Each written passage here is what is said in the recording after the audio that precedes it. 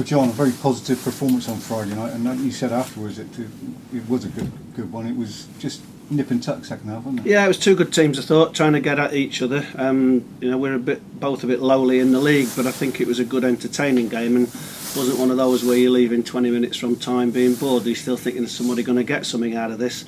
The pleasing thing for us was we've gone away very positively after our recent away form, which has not been very good, and with over 400 away supporters there, I think we've repaid a little bit the disappointment they had recently, certainly when they've been to Plymouth and Dagenham. So, I think it was nice at the end to see supporters and players respond to each other in a positive way. I mean, I'm pleased for those guys because it's a heck of a long journey on a Friday night to get across that M25. So we've repaid that a little bit, not all of it, but a bit of it. And psychologically, it must be good to get that away point as well, mustn't it? It is good because we've also, just in general, it's good, but it also helps when you look at the next fixture list coming up with people like Fleetwood and Chesterfield and Wickham, etc.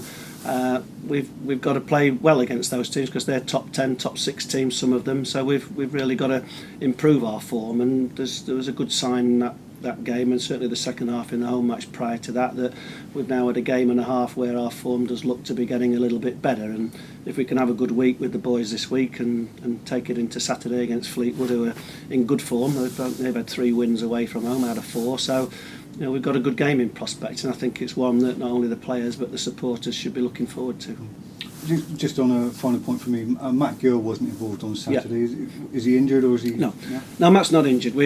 I've got this. We just talked about Shannon coming back. We've got Ollie Clark coming back this week, we hope, as well. We've got Andy Bond on loan. We've got the guys in the first team. Even Ali Norman's had to play just outside the middle two because Tom Lockie's really established himself for me as a midfield player, and John Joe O'Toole. So, I'm rattling names off pretty easy there that are in opposition to Matty Gill in trying to get in the first team. And I think my view is it'll be difficult for Matty to break into that group and get into a 2-man central midfield. So I've offered him the opportunity to have some thoughts about it over the weekend and come back and let me know. I think he's at a funeral today, and I'll catch up with him on Tuesday. But it's a question of saying to Matty, what do you want to do now? Because obviously his career's got back on track with him getting fit, but now I can't sort of fit him into the first team, unfortunately for him. So we need to see what he wants to do. There was a report about Matt Macey yesterday. I mean, we know it's no secret he's been training at other clubs. Yeah. What is the situation as it stands? Okay, as it stands at the moment, we've had 2 offers of interest, one from Everton, one from Arsenal.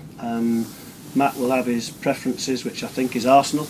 We've had an offer from both clubs that the chairman is dealing with. That's taken that away from me. I don't want to get involved in that particularly because it's a little more complicated than a general sort of transfer one player to one club to another. So there's a lot of issues need ironing out and need looking after in there. So the chairman's taken that away to try and discuss that with the 2 clubs and see what happens with it. I think, as I said, Matt prefers to go to Arsenal. I believe he does, but we've got 2 clubs that are, as I say, are interested, 2 big clubs that are interested, and we've got to do it. It's not a fixed amount of money. I thought it was in the beginning when it all started, but it's not. So it's got to be negotiated, and that's what's happening just now.